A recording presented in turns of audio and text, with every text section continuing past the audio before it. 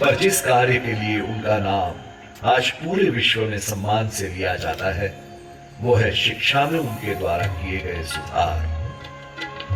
उन्होंने 1881 में बड़ौदा कॉलेज की स्थापना की और महिलाओं के लिए पाठशालाएं भी बनवाई।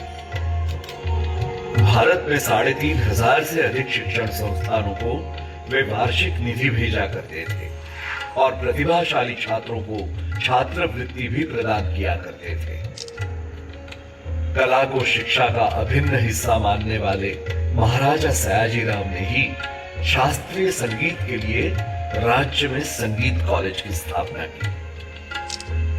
वे संग्रहालय और पुस्तकालय जैसे संस्थानों के महत्व से भी अच्छी तरह से परिचित थे, जिसके फलस्वरूप उन्होंने 1887 में बड़ौदा म्यूजियम के इस भव्य परिसर की नींव रखी, जहां इस समय आप सभी विराजमान हैं।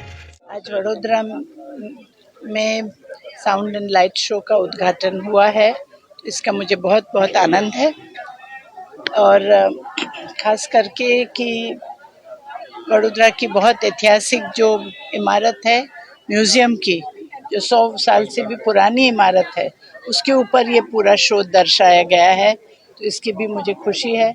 और जिन्होंने ये शो बनाया, थोड़ा संक्षिप्त में भी वो जितना वडोदरा का इतिहास दिखा सके तो खूब अच्छा प्रयत्न किया है, तो मैं उनको भी अभिनंदन देती हूँ।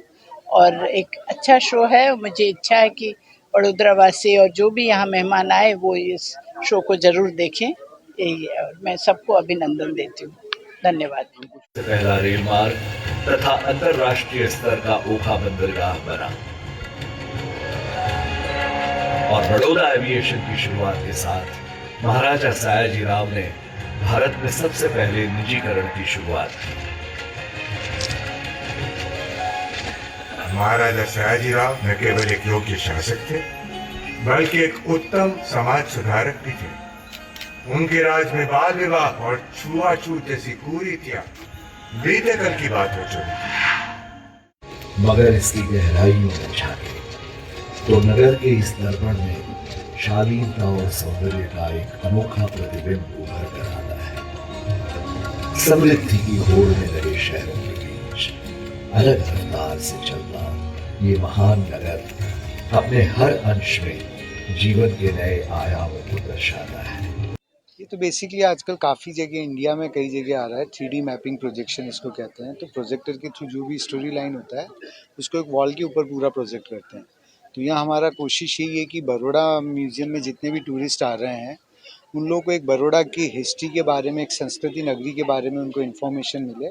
तो उसी को ध्यान में रखते हुए हमने कि सयाजीराव गायकवाड़ का क्या कंट्रीब्यूशन रहा, किस तरह से बड़ौदा डेवलपमेंट हो रहा है, वो एक पूरा हिस्टोरिकल एस्पेक्ट कवर करते हुए हमने पूरा इन्फॉर्मेशन यहाँ देने की कोशिश की। टूरिस्ट को ये कि एक्स्ट्रा एक्टिविटी या एक्स्ट्रा चीज़ यहाँ देखने को मिल रही है। और दूसरा ये कि अभी जैसे आप के पास 5 बजे बाद 6 बजे बाद करने को कुछ एक्टिविटी नहीं है, तो उस बहाने ये कि जो भी लोग गार्डन में आ रहे हैं या कुछ शाम के टाइम अपना टाइम स्पेंड करना चाह रहे हैं, they can come to museum आके वो ये शो देख सकते हैं या बैठ सकते हैं। क्या टिकटिंग का प्राइस? टिकटिंग इसका अभी सिर्फ 20। उन्होंने ही श्री दादा भाई नौरोजी और श्याम जी कृष्ण वर्मा जैसे वरिष्ठ नेताओं को आर्थिक सहायता भी प्रदान की थी। भारत भूमि पर अंग्रेजी हुकूमत को अस्वीकार करते हुए उन्होंने दिल्ली के ऐतिहासिक दरबार में पंचम जॉर्ज के सामने झुकने से भी इनकार कर दिया था। लेकिन इसके बावजूद ब्रिटिश सरकार द्वारा 21 तोपों की सलामी के पात्र 3 देशी राज्यों में वडोदरा का नाम सबसे आगे था। अपनी प्रगतिशील सोच और सरल उन्होंने उन्हें सयाजीराव गायकवाड़ के नाम से प्रतिष्ठित कर दिया। महाराज घोषित होते ही सयाजीराव के शासनिक प्रशिक्षण की शुरुआत हुई और शिक्षा तथा कौशल के कठिन प्रवाह से गुजरकर उन्होंने खुद को एक योग्य शासक के रूप में उतारा।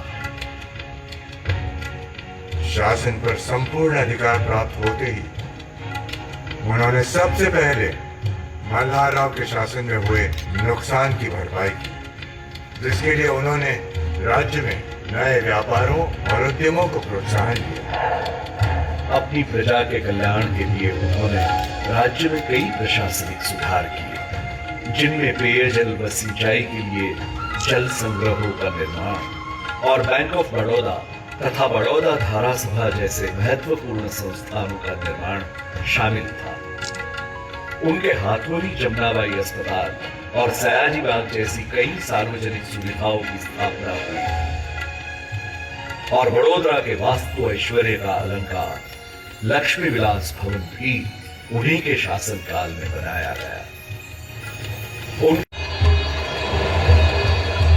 प्रकृति की त्रासदी के बीच मंदिरों का कीर्तन माधुर्य भी अब शोकाकुल के शोर में बदल चुका था। लेकिन आपदा की इस विभत्स परछाई से निकलकर यहाँ बचे निवासियों ने अनकोटका से पूर्व की ओर एक नए शहर की नींव रखी, जिसका नाम पड़ा वडपत्रका।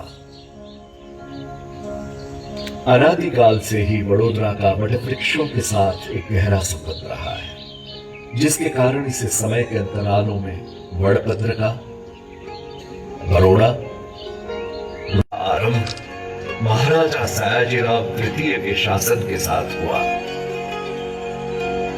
11 मार्च 1863 को गोपाल राव के नाम से जन्मे श्री सयाजीराव श्रीमंत काशीराव गायकवाड़ और उमाबाई के दूसरे पुत्र थे।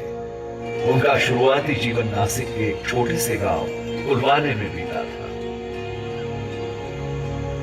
मगर नियति ने गोपाल राव के लिए कुछ और ही तय कर रखा था।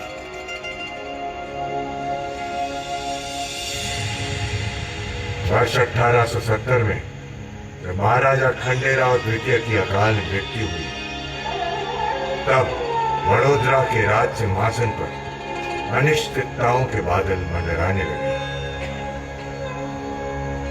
महाराज अपने पीछे अपनी गर्भवती पत्नी को ही नहीं, सत्ता का एक गहन शून्य भी छोड़ गए थे। उनके बाद उनके छोटे भाई मल्हार राव को वडोदरा का उत्तराधिकारी बनाया गया, परंतु शासक के रूप में